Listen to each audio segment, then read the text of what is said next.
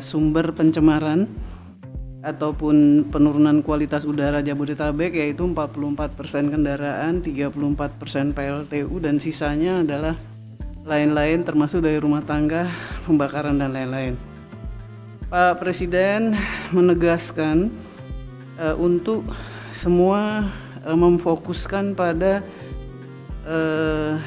kegiatan penanganan pengendalian polusi udara ini karena menyangkut kesehatan. Semua KL diminta untuk tegas dalam langkah, dalam kebijakan, dalam langkah dan dalam operasi lapangan. Ini tentu pada konteks Kementerian LHK terkait dengan penegakan hukum terhadap sumber-sumber pencemaran, terutama dari industri pembangkit listrik dan lain-lain, dan juga uji untuk emisi kendaraan yang harus ketat. Halo Sobat Forum, bersama saya Puspita Chandra Dewi. Inilah Forum hari ini.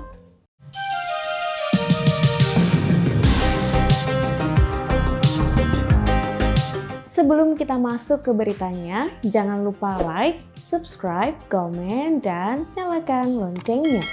Sekarang, yuk kita ke beritanya. Berita pertama datang dari Presiden Joko Widodo yang menunjuk Menteri Koordinator Bidang Kemaritiman dan Investasi Menko Marinvest Republik Indonesia, Luhut Binsar Panjaitan, menjadi Koordinator Operasional Penanganan Polusi Udara. Penunjukan tersebut usai rapat terbatas atau ratas terkait kualitas udara di Jabodetabek yang digelar Jokowi bersama sejumlah menteri pada Senin 28 Agustus 2023. Salah satu hasilnya yakni penunjukan Luhut sebagai Koordinator Operasional Penanganan Polusi Udara. Adapun sejumlah menteri yang hadir, diantaranya Menteri Koordinator Bidang Pembangunan Manusia dan Kebudayaan Muhadjir Effendi, Menteri Koordinator Bidang Perekonomian Airlangga Hartarto, Menteri Kesehatan Budi Gunadi Sadikin, Menteri Keuangan Sri Mulyani Indrawati, serta Menteri Lingkungan Hidup dan Kehutanan Siti Nurbaya. Kata Siti Nurbaya, perlu dipahami bahwa modifikasi cuaca membutuhkan awan.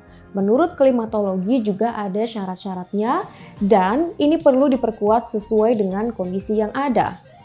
Secara keseluruhan, operasional ini dipimpin oleh Menko Marinvest Luhut Binsar Panjaitan. Berita berikutnya datang dari Menteri Lingkungan Hidup dan Kehutanan LHK Siti Nurbaya yang mengungkapkan sumber polusi udara di Jabodetabek. Ia mengatakan bahwa kendaraan bermotor menyumbang 44% dan pembangkit listrik tenaga uap atau PLTU sebesar 34%.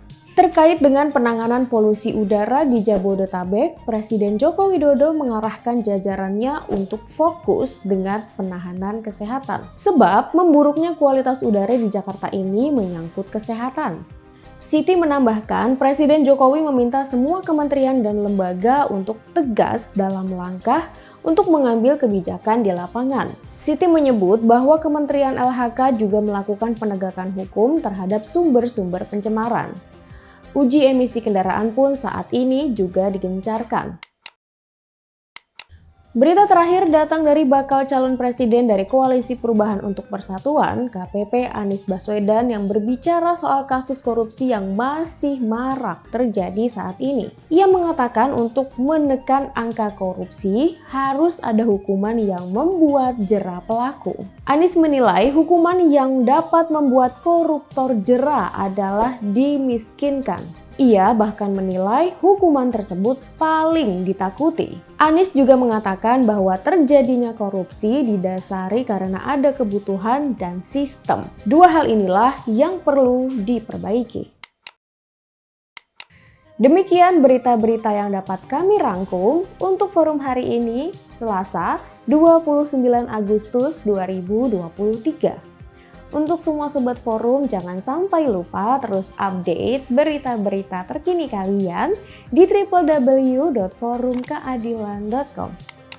Saya Puspita Chandra Dewi, sampai jumpa.